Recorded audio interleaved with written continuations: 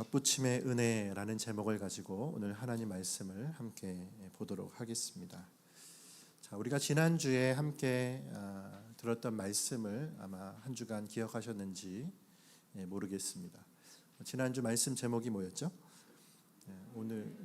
지난주는 우리 접붙임의 은혜, 오늘의 접붙임의 은혜라면 지난주는 남겨짐의 은혜라고 얘기했었죠. 자, 남겨짐의 은혜가 어떤 의미였습니까? 한마디로 말하면 남겨놓으셨다는 것이 버리지 않았다는 증거라는 겁니다. 하나님이 버리지 않았다는 증거는 곧 남겨져 있다라는 것을 통해서 우리가 알 수 있다는 거죠. 1절 말씀에 보면은 바울이 이렇게 질문을 했어요. 하나님이 자기 백성을 버리셨느냐 하면서 답을 합니다. 자기 스스로 그럴 수 없느니라. 그러니까 자기 백성 유대인들을 버리셨느냐? 그렇지 않다라고 하는 것에 대한 그런 근거가 무엇이냐 이게 되어야 되겠잖아요. 근거가 무엇이냐? 바로 남은 자들이 있다라는 것입니다. 그러면서 이제 예를 들었던 게 뭐죠? 구약의 말씀에 엘리야와 함께 있었던 7,000명의 하나님의 사람들을 제시하면서 그때에 모두 다 하나님을 떠나고 모두 다 죽임을 당했을 때에도 하나님은 남겨두신 자로 하나님이 그들과 함께 있음을 드러내셨다라고 그가 보충해서 설명했던 것을 우리가 볼 수가 있습니다. 자, 그래서 우리가 이렇게까지도 얘기했었죠. 남겨주심이, 그러니까 남겨둠이 어떻게 버리지 않았다는 증거가 되었느냐라는 겁니다. 자, 남겨두었다라는 것, 이것이 어떻게 버리지 않았다는 증거입니까? 자, 이것에 대한 답이 무엇이었죠? 하나님 편에서는 모든 걸 다 하셨다라는 거예요. 쉽게 말해서 돌아오지 않았던, 그러니까 돌아올 사람들이 적었을 뿐이지 하나님 편에서 돌아오라는 손짓을 하지 않으신 적이 없다는 겁니다. 그러니까 적다라고 하는 것이 문제가 될 수 없다는 거죠. 남겨져 있다라고 하는 것은 결국 하나님께서 그들을 향해 두 팔 벌리신 그 펴신 팔, 손짓이 한 번도 멈춘 적이 없다라는 증거이지, 다시 말하면 이것이 하나님이 버리셨다라는 증거가 아니라는 사실이다라는 거죠. 그러니 그들이 하나님의 손짓을 무시하고 등한시했던 것이 문제인 것이지, 하나님 편에서는 돌아올 수 있는 모든 방편을 계속 마련하고 계셨다. 이것이 유대인들을 향한 하나님의 뜻이었다라고 바울은 계속 이야기해주고 있는 것입니다. 더구나 하나님은요, 그냥 그들에게 이렇게 남겨두심으로 증거만 삼으신 것이 아니라고 얘기했죠. 결국 어디까지 말씀하십니까? 하나님 이스라엘의 불순종 또한 선으로 바꾸셨다 얘기했어요. 그들의 불순종 때문에 누구까지 들어왔죠? 이방인들까지 구원으로 다시 돌아오게 하시는 하나님의 복음의 문을 여시는 일들까지도 행하신 것이다라는 겁니다. 그러니 하나님 편에 있어서 뭐죠? 어떠한 악도 어떠한 하나님 편에서의 부족함도 없이 모든 것을 완벽하게 행하시고 지키시는 분, 이것이 바로 남겨짐의 은혜 속에 담겨 있는 의미라고 우리가 얘기했다라는 겁니다. 자, 그러므로 바울이 지금 보고 있는 게 뭘까요? 바울이 지금 유대인들을 보면서 보고 있는 이야기는 무엇이냐? 사실 그 속내를 보고 있는 거예요. 이 유대인들 안에 어떤 속내가 있을까요? 유대인들이 이렇게 질문하는 이유가 뭘까요? 우리를 왜 버리셨느냐? 이렇게 질문하는 이유가 뭐죠? 그것은 그들에게 있는 섭섭함인 거죠. 쉽게 말해 그 내면에는 하나님에 대한 섭섭한 마음이 있는 겁니다. 왜요? 택한 백성인데 택한 민족을 왜 버리시고 이방인들을 백성 삼으셨습니까? 라고 하는 그 내면 속에서의 섭섭한 마음들이 있는 걸 바울이 잘 알고 있기 때문에 하나님의 마음을 대변하면서 그가 얘기해주고 있는 것이다 라는 거죠. 중요한 건 여러분, 이런 마음이 오늘 저희 여러분에게는 없느냐라고 하는 겁니다. 소위 말해 유대인들이 가지고 있는 하나님에 대한 섭섭함처럼 저와 여러분에게도 하나님에 대한 오해나 섭섭함이 없느냐, 이렇게 한번 적용해 볼 수 있는 겁니다. 어떤 오해가 있을까요? 그러니까 타인에 대한 호의를 나에 대한 시거짐으로 알게 되는 오해인 거죠. 그러니까 하나님이 누군가에 대한 열심을 품으실 때가 있잖아요. 근데 그걸 고스란히 나에 대해서는 하나님이 식으셨구나라고 착각하는, 오해하는 경우가 우리에게도 있다라는 겁니다. 마치 유대인들처럼 유대인들이 이방인들을 향한 하나님의 손이 뻗쳐감을 가지고 우리에 대한 하나님의 마음이 식어졌다고 판단했던 것처럼, 반대로 우리 역시도 하나님에 대해서 누군가에 대한 하나님의 열심을 보면서 나에 대해서는 식어진 것으로 판단하고 있지 않느냐라는 겁니다. 우리 과거에 이제 소꿉놀이 할 때 그렇게 하잖아요. 나랑 잘 놀던 아이가 어느 순간 쟤랑 더 잘 놀아요. 그러면 어떻게 하죠? 제 마음이 나한테 식었구나. 쟤는 아무 말도 안 했는데. 그러면서 뭐예요? 나 너랑 절교야. 내 마음속에 이제 걔랑 놀기 싫은 거예요. 절교한다 이렇게 하잖아요. 근데 이러한 어린아이의 소꿉놀이처럼 이게 좀 우리가 뭐 머리가 컸고 장성하였다고 달라진 게 아니죠. 교회 안에서나 우리 삶에서 어떻습니까? 하나님에 대한 오해가 어디까지 커지느냐? 저 사람을 향한 하나님의 열심, 누군가에 대한 하나님의 특심이 내 눈에 보이면 고스란히 나는 어떻게 생각하냐면 나는 하나님이 나에 대한 마음을 식으셨구나. 나에 대해서 이렇게밖에 하지 않으시는구나로 이제 단정을 짓는다라는 겁니다. 자, 그렇다면 여러분 정말 하나님 그런 분이신가요? 하나님 정말 그 사람에게는 특심하고 나에게는 열심히 식어지신 분이시냐라는 거예요. 이게 우리의 오해입니다. 할렐루야. 우리의 오해예요.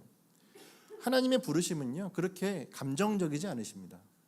우리처럼 감정적으로 해석하지 않으신다는 거예요. 하나님은 그 사람을 향한 열심도 있으시며 오늘 나에 대한 계획도 있으신 분이라는 사실을 믿으시길 간절히 바랍니다. 자, 여러분 오늘 말씀 아까 우리가 함께 읽었던 디모데후서 1장 9절의 말씀이 무엇을 얘기해 주죠? 다시 한번 앞에 올려드릴게요. 읽어볼까요? 시작.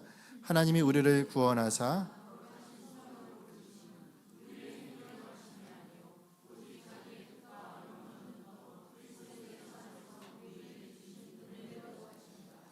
아멘.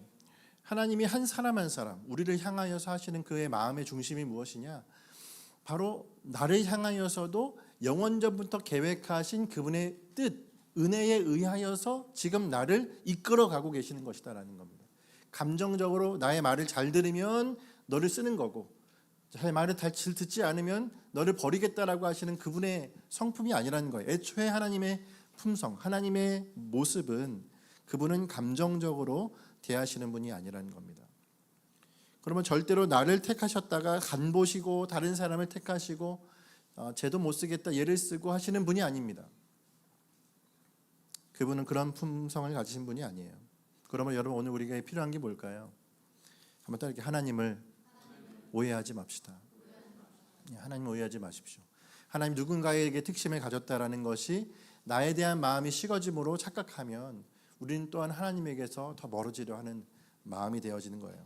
그러므로 오늘 이 시간에도 주님은 나에 대해서 신실한 뜻을 계속 이끌어가고 계시다라는 것. 지금 이 과정 속에서 네가 잠시 식어짐으로 착각해서는 안 된다는 사실. 할렐루야. 아마 이런 메시지가 선포되어지는 건 누군가 이 메시지가 들어야 될 사람이 있나 봅니다. 여러분 그 식어지는 마음은 착각입니다. 하나님은 여러분의 마음에 하나님의 뜻이 세워질 줄을 믿습니다. 하나님의 뜻으로 붙들고 나아가길 간절히 소망합니다. 그렇다면 자 이제 오늘 말씀은 어떻게 전개가 되어가고 있습니까? 자 오늘 말씀에서 바울은 다시 이방인에게 눈을 돌리는 걸 볼 수 있어요. 지금까지 우리가 9장부터 사실 9장부터도 아니죠. 그 전부터 유대인에게 굉장히 많은 초점을 맞추고 있는 걸 보았잖아요. 로마서의 말씀에 주된 대상은 이방인일 텐데 오히려 유대인을 향해서 초점을 많이 맞추고 있는 모습을 보았는데 자 이제 오늘 말씀에 보니까 이방인들에게 드디어 눈을 맞춰주고 있어요. 자 13절에 보니까 이렇게 되어 있죠. 내가 이방인인 너희에게 말하노라 라고 얘기를 한단 말입니다. 그러니까 이방인들에게 이제는 눈을 마주치면서 그들에게 대화를 하기를 원하는 겁니다. 자 그렇다면 자, 왜 이방인들에게 이제 눈을 돌리고 있을까요? 자, 이 이방인들에게 눈을 돌려서 하고자 하는 말이 사실 결과적으로는 긍정적인 말은 아니에요. 오늘 말씀의 내용들을 보셔서 아시겠지만 긍정적인 말이 아닙니다. 오히려 그들에게 다그치는 말을 하기 위해서 운을 띄우고 있는 걸 볼 수가 있습니다. 오늘 그걸 한번 살펴보면서 말씀을 보면 좋겠는데요. 자, 13절과 14절을 먼저 한번 읽어보겠습니다. 13절, 14절 시작. 내가 이방인인 너희에게 말하노라. 내가 이방인의 사도인 만큼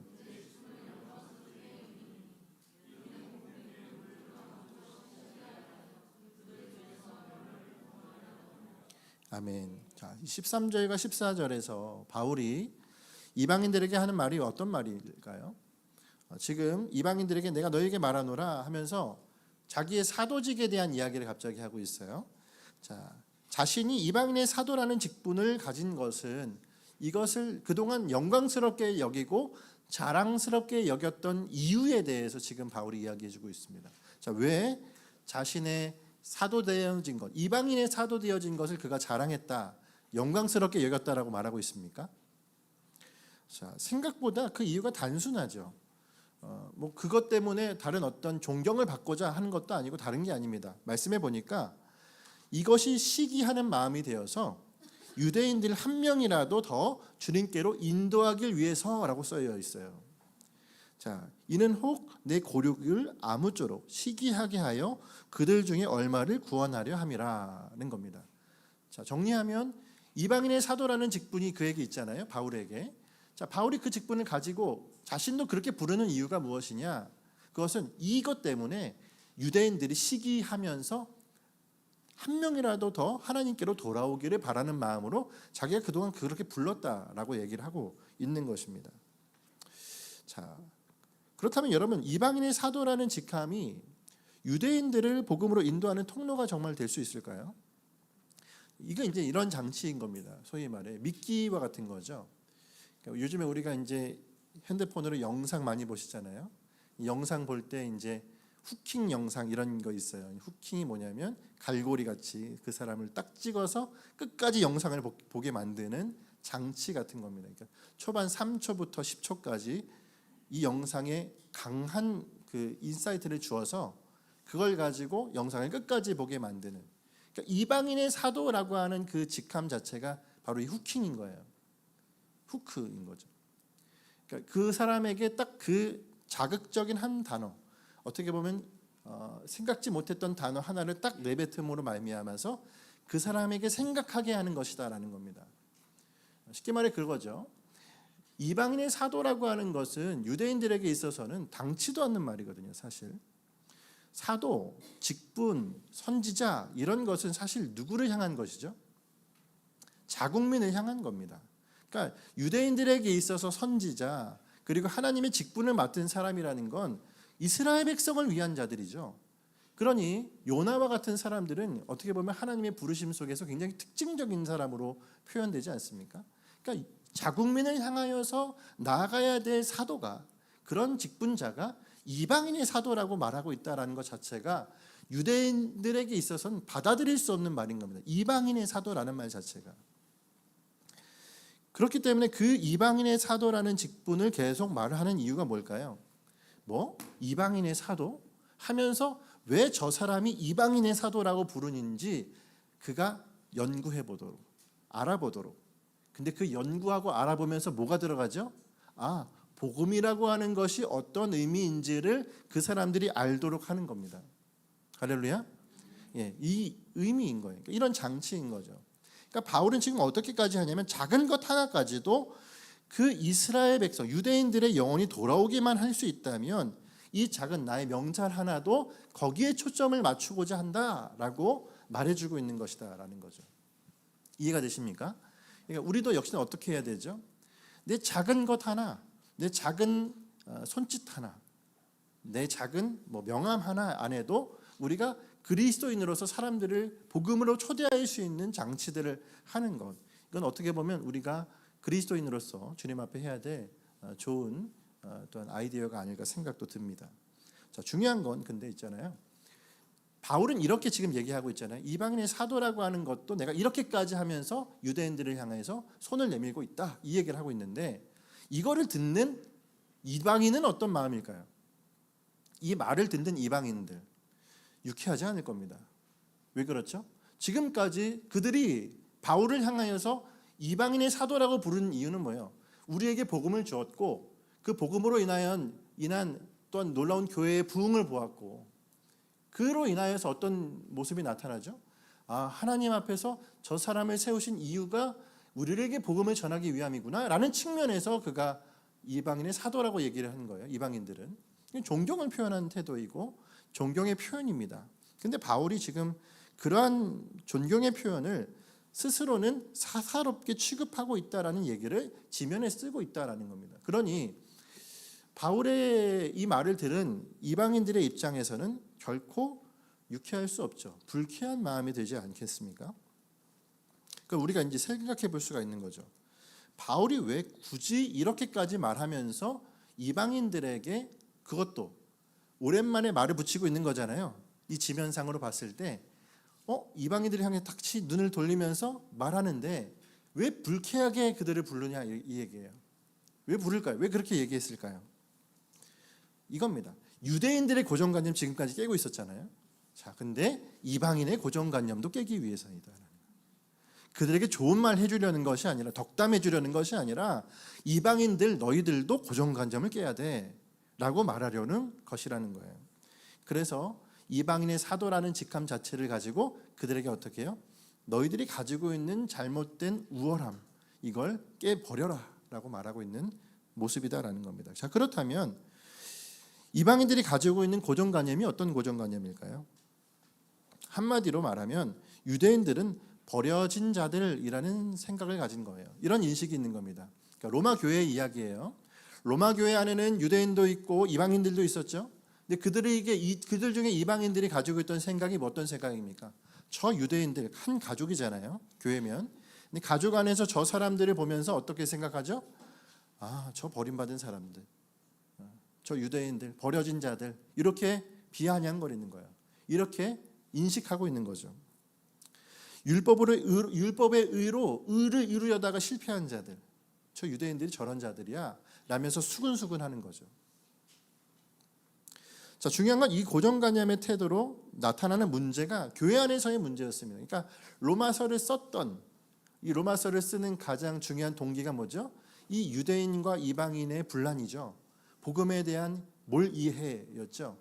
그런 말미암아 나타났던 논쟁들, 소란들을 그가 중재하면서 말하는 것이 로마서 아닙니까? 로마서는 결국에 마지막에 뭘 얘기한다 그랬습니까? 연합을 얘기합니다. 할렐루야. 예. 지금 우리 로마서 말씀 이제 거의 1년째 보고 있으니까 우리가 초반에 무슨 얘기했는지 기억이 안 나실 텐데, 로마서의 결국 주제는 연합입니다. 복음 안에서만 연합이 가능하다 이 얘기예요. 할렐루야. 그래서 지금 바울이 지금 이방인들을 향해서 외치는 것이 이 모든 소란에 유대인들에게만 문제가 있는 것이 아니라 그들의 고정관념뿐만 아니라 이방인들 너희에게도 분명한 문제가 있다고 이야기를 하고 있는 것이다라는 겁니다. 자, 그런 의미에서 바울은 결국 이러한 이방인의 의심 어린 태도, 이것을 문제 삼고 있는 거죠. 중요한 건 여러분, 이런 고정관념 우리에겐 없습니까? 라는 거예요. 자, 여러분과 저에게 그 고정관념이 있을까요? 없을까요? 저는 이 말씀을 보면서 세상에 고정관념 없는 사람은 한 사람도 없다고 생각이 들더라고요. 할렐루야. 저는 고정관념 있을까요? 없을까요? 저도 고정관념이 있어요. 여러분도 있습니다. 한 사람도 빠짐없이 고정관념들이 있어요. 근데 여러분, 우리가 이렇게까지는 해서는 안 됩니다. 저 사람은 절대로 안 바뀌어. 할렐루야. 자, 머릿속에 스쳐가는 그 사람 있잖아요. 그 사람이 안 바뀐다고 말하는 우리의 태도, 저 사람은 절대로 안 바뀌어. 그렇지만 여러분, 우리는 그런 말 할 자격이 없습니다. 할렐루야. 예, 믿음 없는 소리예요. 사람이 절대로 안 바뀔까요? 사람이 바꾸려고 하면 절대로 안 바뀝니다. 그러나 하나님이 하시면 바뀝니다. 믿으십니까? 예. 오늘 그 하나님의 은혜 가운데 먼저 부르심 받은 분들이 여기 있는 것이에요. 그런데 아직 부르심을 받지 못한 백성들이 있습니다. 그 사람을 향하여 저 사람은 절대로 안 돼. 저 사람들 정말 보기에도 싫어. 뭐해? 하면서 막 갖은 내 안에 혐오적인 또한 태도를 취하는, 요즘엔 더 하잖아요. 막 갈라지고 생각들이. 그러지 않습니까? 과거에는 친구였던 사람도 이제는 적이잖아요. 생각 달랐다고. 그렇지 않습니까? 그럴 때 여러분 어때요? 저 사람 절대 안 바뀌나요? 아니, 하나님이 바뀌게 하신 수많은 동기가 있고 하나님의 과정과 섭리가 있습니다. 할렐루야. 예. 바뀌지 않았다면 오늘 이 시간 이 교회가 왜 여기 있겠습니까? 지금까지도 바꿔오셨던 그 주님께서 앞으로도 우리를 바꿔가실 것이고 그 고정관념 하나하나를 깨버리시는 은혜의 시간들을 갖게 하실 줄을 믿습니다. 자, 그런 의미에서 여러분 15절의 말씀은 이 논란에 비롯된, 논쟁에서 비롯된 언급이에요. 그러니까 바울이 유대인들을 대변하는 언급인데, 자, 이 15절을 한번 읽어보겠습니다. 잘 이해가 되지 않으실 수 있어요. 15절 한번 읽어볼게요. 시작. 그들을 버리는 것이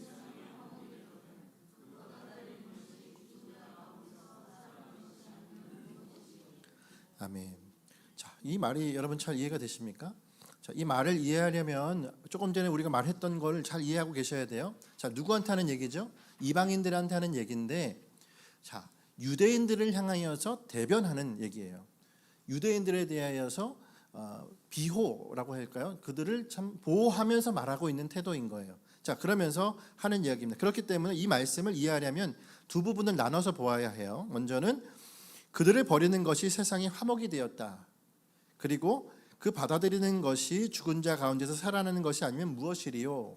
이 두 가지를 나눠서 보겠습니다. 앞에 좀 띄워주셨죠? 자, 이 두 개를 나눠서 볼 때 첫 번째 건 이해하기 쉬우실 겁니다. 왜? 지금까지 우리가 했던 얘기가 이거니까요. 그들을 버리는 것이 세상의 화목이 되었다. 이게 무슨 얘기죠? 이스라엘, 유대인들을 실패로 인하여서, 그들의 실패로 인하여서 열방이 구원을 받게 되었다. 이 얘기예요. 그렇죠?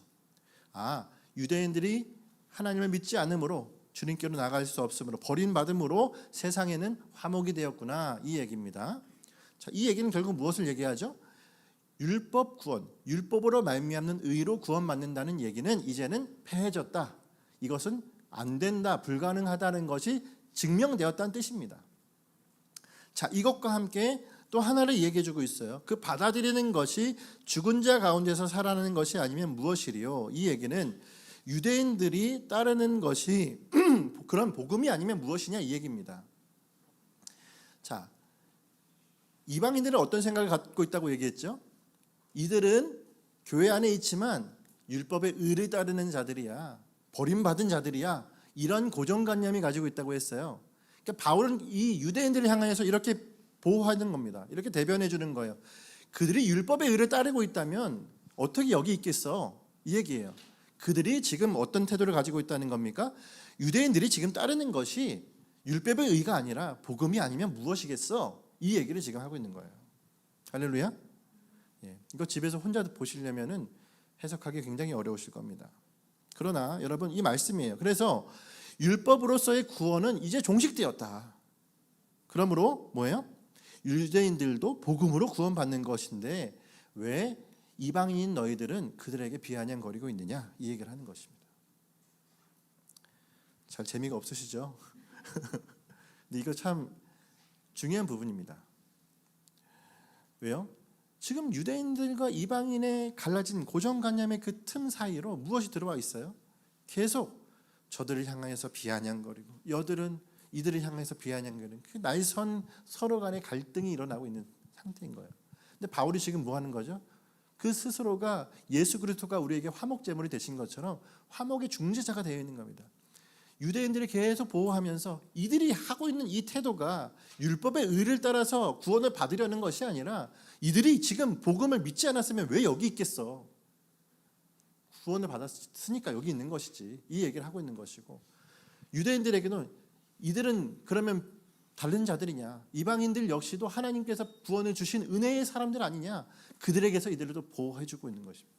그러니까 서로에게 싸우지 말고 하나님 앞에 온전함으로 나아가라고 이야기해주고 있는 것입니다.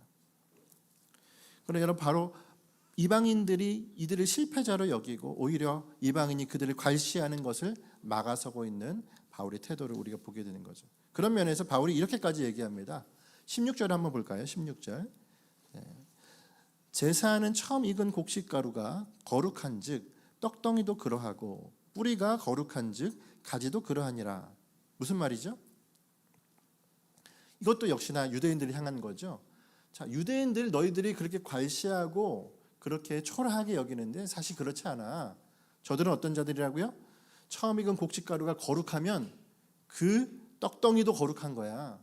하나님이 거룩하게 구별해서 택하셨으면 하나님이 유효하다 하셨으면 그대로 유효한 거야. 이 얘기인 거예요. 그 뿌리가 거룩하면 가지도 그러한 거야 라고 얘기하면서 무슨 얘기하는 겁니까? 감람나무 가지 얘기하는 거예요. 이제 할렐루야. 그런 의미입니다. 그러므로 지금 초라함이 그들을 규정할 수 없다는 것입니다. 유대인들이 그 당시에 이방인들을 향해 구원이 막 뻗쳐나가고 있지만 이방인들에 비해서 남겨진 것밖에 없잖아요. 남겨진 은혜. 얼마 되지 않은 소수만 유대인들이 남아 있으니까 그들을 향해 초라한 저들의 모습, 실패한 자들, 너희들은 하나님 앞에 끝까지 안 될 거야. 저주를 하는 이런 모습들, 그런 모습 앞에 뭐 하는 거죠? 바울이 이야기하는 거예요. 아니, 절대 그렇지 않다. 하나님이 그들을 향한 약속은 지금도 꺼지지 않았다. 할렐루야. 여러분, 이건 오늘 우리를 향한 말씀이기도 합니다. 우리는 지금 모습으로 타인을 규정할 때가 많아요. 그렇지 않습니까? 내 지금 현재의 모습, 어떻게 보면 초라해 있는 이 모습을 가지고 누군가를 봅니다. 그래서 변변치 않은 사람, 에이, 늘 삶이 그렇지 뭐, 저런 태도로 끝까지 살아봐라, 저주를 하고. 근데 하나님은요, 현재가 중요하지 않으십니다. 현재의 모습이 그러하다고 해서 그를 초라하게 보지 않으신 분이 하나님이시다라는 거예요. 할렐루야. 하나님에게 있어서는 그럼 무엇이 중요하실까요? 약속이 중요합니다. 할렐루야. 약속이 중요하세요. 왜요? 약속대로 끝까지 이루시는 분이 하나님이시기 때문에 그렇습니다. 그러므로 기억할 건, 하나님은 영원 전부터 가지고 계신 계획 속에서 지금 내가 내 눈으로는 확인할 수 없는 그 모든 걸 이미 보고 계신 분이십니다. 할렐루야. 여러분과 저에게도 마찬가지라니까요. 옆에 있는 사람을 한번 보십시오. 네. 주변을 좀 환기시켜 보세요. 옆에 있는, 저만 보지 마시고, 뭐 여기 있는 분보다 제가 더 초라하게 보일 수 있겠지만, 옆에 있는 분이 초라해 보이십니까? 아니요. 주님의 여러분 옆에 있는 그분을 향한 계획은 놀랍습니다. 할렐루야. 생각보다 놀랍지 않을 것 같은데요, 이렇게 여기시는 분이 있을지 모르겠어요. 아니요. 우리는 그렇게 여길지 몰라도 주님은 절대 그 사람을 향한 계획을 쉽게 두지 않으셨다라는 거예요. 그러면 여러분, 우리가 서로에게 해야 될 마음, 서로에게 봐야 할 태도가 뭘까요? 한번 따라하기. 원형의 모습으로 바라보는 것. 원형의 모습으로 바라보는 것입니다. 자주 잊어버리거든요. 우리가 하나님 나를 창조하셨을 때, 아니 창세 이전에 우리에게 가지고 계셨던 그 하나님의 DNA, 하나님의 뜻, 그 원형의 생각을 잊어버리고 바라보면 그 사람의 면면이 초라하게 보이죠. 근데 그게 아니에요. 하나님이 나를 향한 원형의 모습, 그 사람을 향해서 보고 싶으셨던 그 약속의 뜻, 그것을 보면서 그 사람을 바라보잖아요. 그러면 그 사람이 달라 보이는 것입니다. 할렐루야. 그러므로 오늘 지금 하자 많고 부족하고 연약한 우리의 모습으로 보지 마십시오. 여러분, 하나님의 나라가 혹시 그렇게 보이시는 분도 계실지 모르겠어요. 하나님의 나라가 하자 많고 부족해 보이고 연약해 보이고 초라해 보이고, 하나님의 교회가 그렇게 보이십니까? 아니요. 절대 그렇지 않습니다. 하나님의 교회는 하나님의 뜻 앞에서 가장 영광스러운 교회가 될 것입니다. 할렐루야. 주님은 지금껏 그렇게 해오셨고 앞으로도 그렇게 하실 것이기 때문에 그렇습니다. 우리 유혜림 선교사님께서 주중에 수료식을 하셨어요. 파송교회로서 우리가 2년간의 시간을 잘 또한 기도했었고, 그래서 우리 학교에서 지난주 목요일에 이제 수료식을 하고, 그 수료식을 하는 날 제가 또 갔습니다. 저도 이 독감이 주중에 걸려 있었는데 그래도 이 시간은 빼놓지 않고 가야 되겠다고 갔는데, 괜히 갔나 싶을 정도로 제가 가서 이 약에 취해가지고 시작하면서부터 끝날 때까지 지금 졸다가 너무 그렇게 민망했었던 적이 없어요. 그래서 일산 하나교회 담임 목사님은 조는구나 이렇게 생각이 들 정도로 너무 약 기운이 심해서 제가 참 거기서 참 민망했습니다. 그러면서 또 앞에서 또 파송교회라고 상패를 주셔가지고 주섬주섬 가가지고 상패 받고 참 민망한 시간이었는데, 이러한 부족하고 초라한 저를 아시는 주님, 그 시간이었어요. 근데 제가 이 얘기를 하는 이유가 그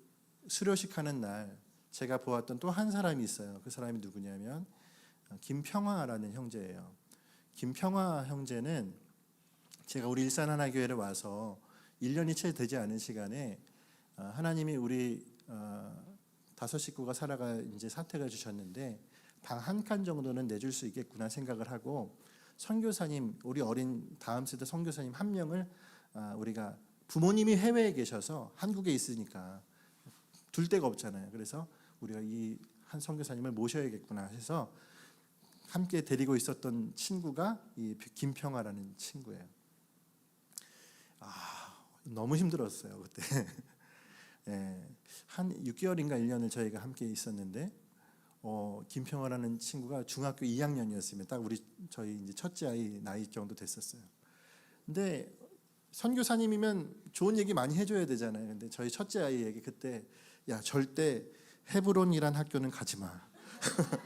거기는 감옥이야. 그러면서 거기는 갈 데가 못 돼. 죽는 일이야. 그러면서 신신당부하면서 거기 가지 말라고 막 그러는 거예요. 근데 이번에 저희가 갈 때 저랑 저희 딸이랑 같이 갔거든요.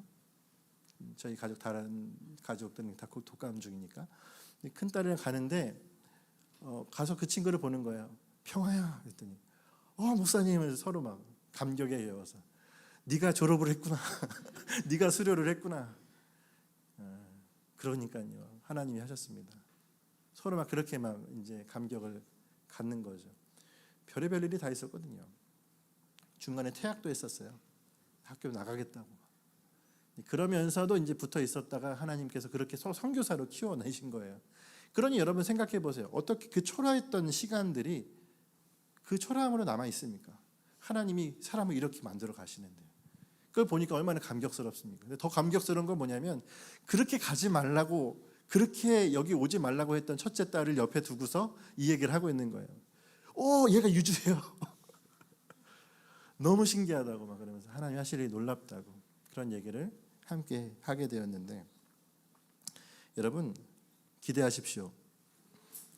다른 걸 기대하는 게 아니라 하나님이 우리의 삶의 이 초라함조차도 하나님의 뜻 앞에 어떻게 크게 사용하실지 하나님 보시기에 얼마나 아름답게 세워가실지를 기대하는 거 이게 오늘 저와 여러분이 가지고 있어야 될 마음 자세라는 것입니다.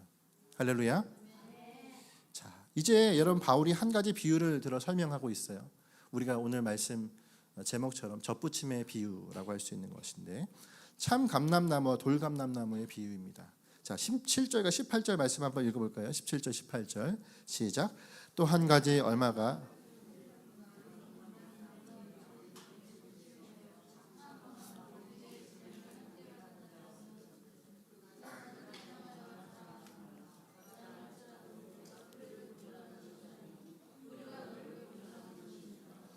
아멘. 자, 먼저 참 감람나무는 누구입니까? 참 감람나무. 자, 이거 참 감람나무가 누구다 이렇게 말할 수 없죠. 왜요? 참 감람나무를 부위별로 봐야 돼요. 자, 뿌리는 뭐죠? 뿌리는 하나님으로 비유한 거예요. 그럼 가지는 누구였습니까? 가지는 유대인들이에요. 참 감람나무의 가지는 유대인들이에요. 그렇죠? 자, 그래서 16절의 말씀에 고운 가루가 거룩하면 떡덩이도 거룩하다 이렇게 얘기하는 겁니다. 그래서 하나님이 거룩하시니 그분이 택하신 백성도 거룩한 거야 이 얘기를 해주고 있어요. 자, 그렇다면 돌감람나무는 어떻습니까? 돌감람나무는 누구죠? 이방인들, 우리 이방인들을 얘기해 주는 것입니다. 자, 중요한 건 우리가 잘 아는 대로 참 감람나무에서 가지가 꺾이는 일이 일어났다 얘기했죠. 바로 유대인들이 율법의 의를 쫓다가 실패했습니다.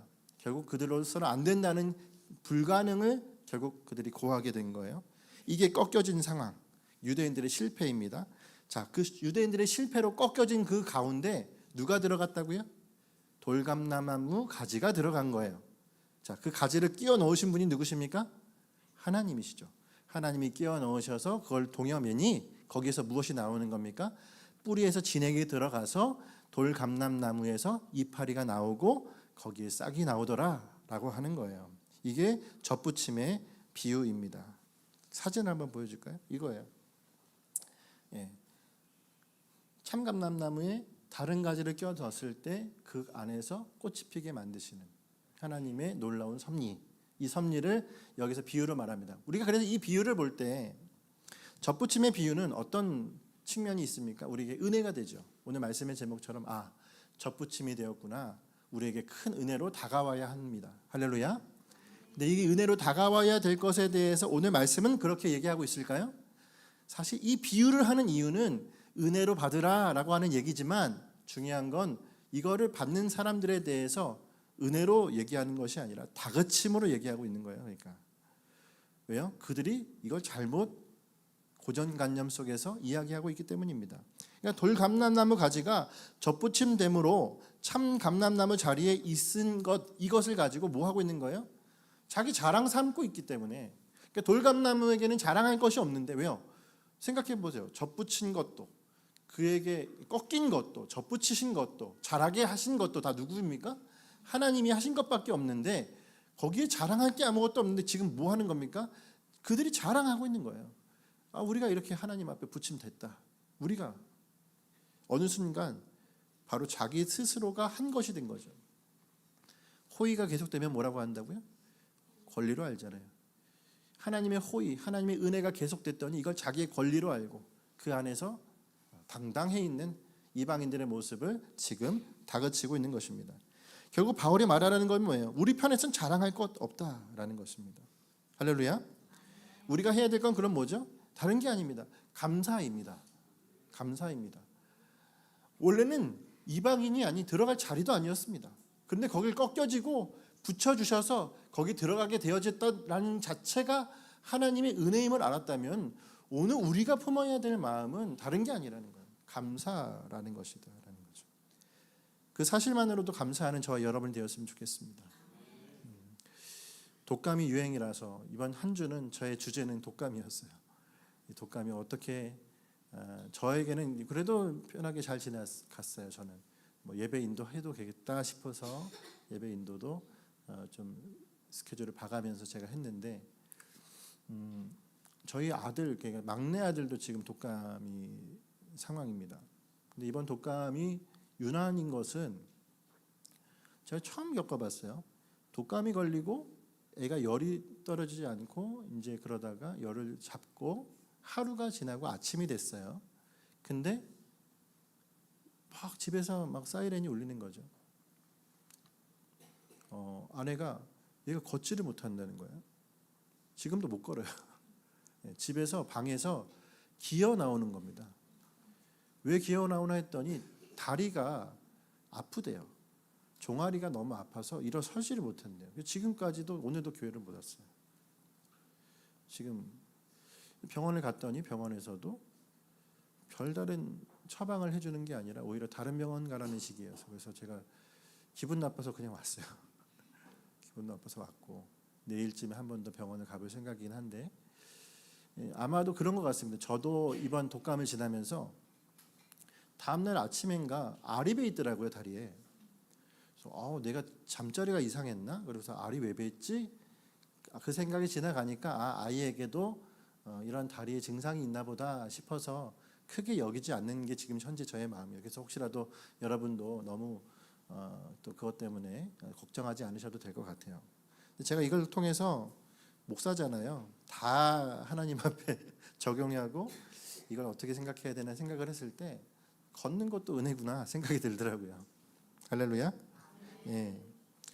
독감 하나 알았는데 근육통 때문에 아이는 걷지를 못하는 걸 보니까 아이가 걸어다녀서 아침에 정말 이 어린아이들이 막 파닥파닥거리면서 걸어다니잖아요. 걸어다니면서 앞으로 나와서 아빠에게 엄마에게 탁 안기는 그 하나가 얼마나 큰 은혜냐. 그냥 걸어다닐 수 있고 같이 다닐 수 있다는 것, 숨을 쉬는 것 하나도 얼마나 감사인가. 이게 너무 저에게 와닿더라고요. 여러분 어떠십니까? 우리가 오늘도 수많은 생각으로 머릿속에 가득해서 하나님 앞에 이러쿵 저러쿵 주변 사람들에게 이러쿵 저러쿵 교회가 어떻고 뭐가 어떻고 삶이 어떻고 세상이 어떻고 나라가 어떻고 수많은 이야기들로 우리가 막 점차를 짓잖아요. 근데 여러분 그 안에서 비집고 들어가려는 하나님의 마음이 뭡니까? 우리에게 덧붙이시라는 주님의 마음이 뭐냔 말이에요. 무엇으로 나에게 끼워 넣으시려고 하냐고요. 너 근데 왜 감사가 없냐는 거예요. 나라가 이렇다. 그래 좋아. 나라는 이런데 너 그래도 지금 숨을 쉬어 붙어 있잖아. 왜? 은혜 있으니까. 하나님의 은혜로 붙어 있는 거 아니냐. 그러면 왜 감사를 못해? 할렐루야. 우리 일산 하나교회 모든 성도들 주님 앞에 고정관념을 깨십시오. 할렐루야. 감사를 못하지 마십시오. 주님 나에게 지금 이 시간 생명 붙어 있게 하신 것, 걸어 다닐 수 있게 하신 것, 싸워갈 수 있게 하신 것, 삶의 모든 자리로 나를 붙들어 주신 것, 이거 주님이 아니고서는 나에게 일하시지 않았으면 아무것도 할 수 없는 우리의 모습이다라는 사실입니다. 그러므로 기억합시다. 우리 이 자리에 있는 건 하나님의 은혜인 줄을 믿습니다. 하나님의 은혜가 아니고선 살아갈 수 없는 자입니다. 어디다 우리가 토를 달리겠습니까? 지금껏 이렇게 지키시고 인도하시고 은혜로 여기까지 감사로 이끌어 오셨다면 앞으로 주님이 하실 일들은 더 무궁무진한 거예요.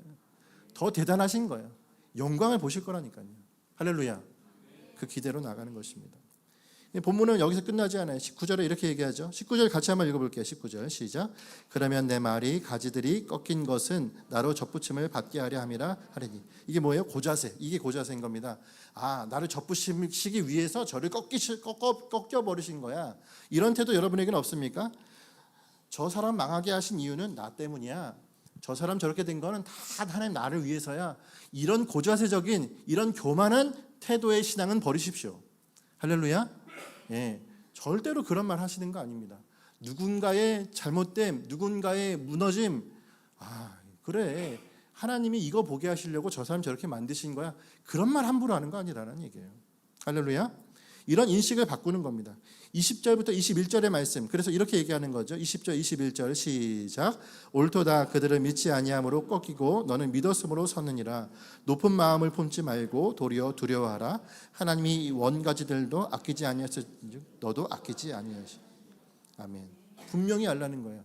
하나님 원가지도 저렇게 꺾어버리시는 분인데 너 붙어있다고 지금 자랑하고 있어? 너 교만한 그 태도를 가지고 있어? 너도 그러면 언제 꺾일지 모르는 거야. 할렐루야. 우리의 이 고자세를 주님께서 다루시는 거라는 얘기예요. 이방인들로서 우리가 주님 앞에 붙어있는 이 은혜를 감사로 알지 않고 내가 무엇이라도 됐냐, 나로 인하여 무엇이라도 될 수 있느냐, 그렇게 말하고 있는 우리의 이 태도를 지금 하나님이 감찰하시고 경고하시고 바꿔버리시려는 것입니다. 할렐루야. 그러므로 오늘 주님 앞에 우리가 하나님의 그 준엄하심을 알고 두려워할 줄 아는 은혜가 저와 여러분에게 있어야 될 줄을 믿습니다. 22절 그 얘기를 해주거든요. 22절도 읽어볼게요. 시작. 그러므로 하나님의 인자하심과 준엄하심을 보라.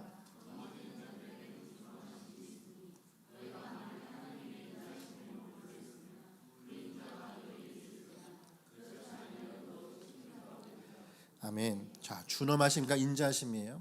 자, 준엄하심 앞에 있다는 건 뭐죠? 하나님의 준엄하심이 내 앞에 있다는 얘기는 그의 두려움이 내 안에 있다는 건 내가 교만한 행동하고 있다는 거예요. 우리 그렇지 않습니까? 하나님이 두렵게 떨리게 하신 내 마음속에 이런 두려움이 있다라는 건 내 안에서 하나님께서 다루시고자 하는 게 뭐예요? 이제 구원을 잃어버린 그 제멋대로의 삶을 청산하라는 겁니다. 교만한 삶을 청산하라는 겁니다. 나를 어디다 두라는 거죠? 그의 인자하심 앞으로 두라는 거죠. 그 인자하심에 두게 된다는 건 하나님의 은혜에 감사한 삶을 살아가게 한다라는 것입니다. 그러므로 한번 따라 겸손과 코람데오, 이 두 가지를 기억하십시오. 코람데오의 삶이 곧 뭐예요? 겸손이에요. 겸손한 태도는 어떻게 가져갈 수 있습니까? 코람데오로 가져갈 수 있습니까? 하나님 앞에서는 우리가 있을 때 두려워하는 마음 아니면 겸손의 태도예요. 할렐루야. 주님 앞에 두려워하는 태도였다면 이제 바꾸십시오. 하나님의 겸손으로. 주님, 저의 낮음을 알고 저의 부족함을 알고 주님 앞에 엎드리겠습니다. 낮아지겠습니다. 이러한 태도가 오늘 이 말씀을 대하는 저와 여러분의 태도임을 믿습니다. 그러므로 여러분 마지막에 이렇게 얘기합니다. 24절 말씀 이것까지 이야기하고 말씀 마치겠습니다. 24절 시작. 내가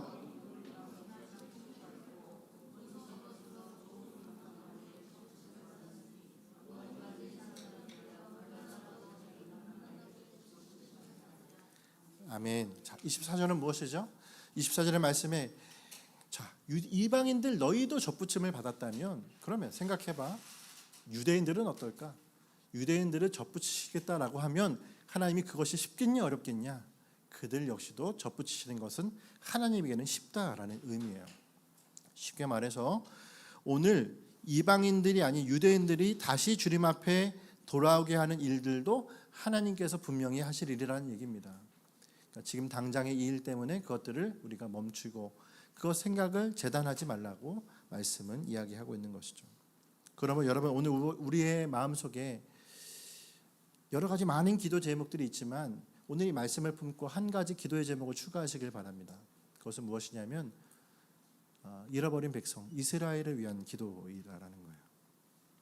이스라엘 백성 여러분 어떻게 생각하십니까? 사실 우리와 별 관련 없잖아요.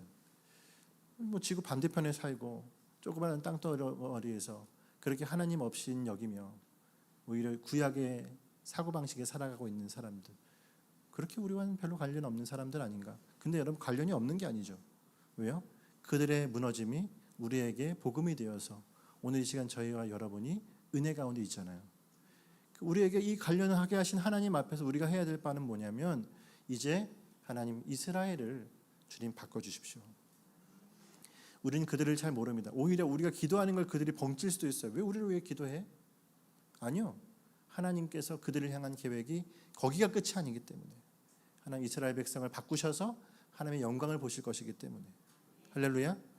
이스라엘을 바꾸실 하나님 그들을 향하여서 기도 한 켠에 한 가지 기도의 제목을 더 추가하십시오.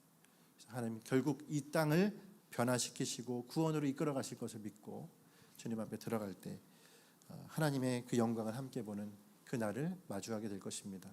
할렐루야. 여러분 아까 우리가 했던 찬양처럼 내가 소망하는 하나님의 나라 결국 그날 완성되어질 줄을 믿습니다.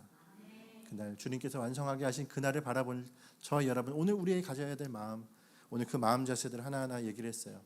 결국 분내는 것이 아닙니다. 주님 앞에 기대하며 약속을 붙들고 소망하며 나가는 자세임을 믿습니다.